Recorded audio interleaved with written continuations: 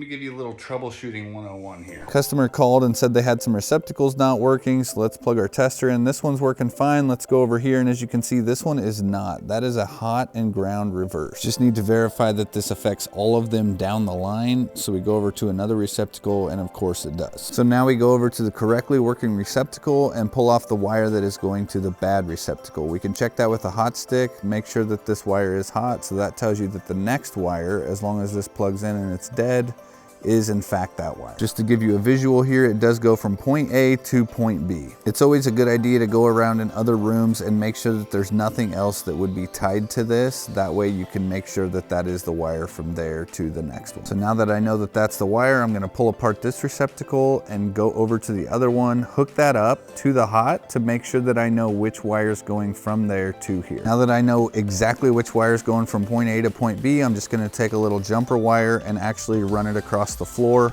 I'm using this jumper wire to seemingly delete the other wire and make sure that everything is working correctly. As long as this jumper wire ties in and everything's working correctly downstream, then I know for certain it is in fact the wire in the wall. As you can see here, I've got both sides of the jumper wire tied in, so this is going to tell me exactly if that wire is bad.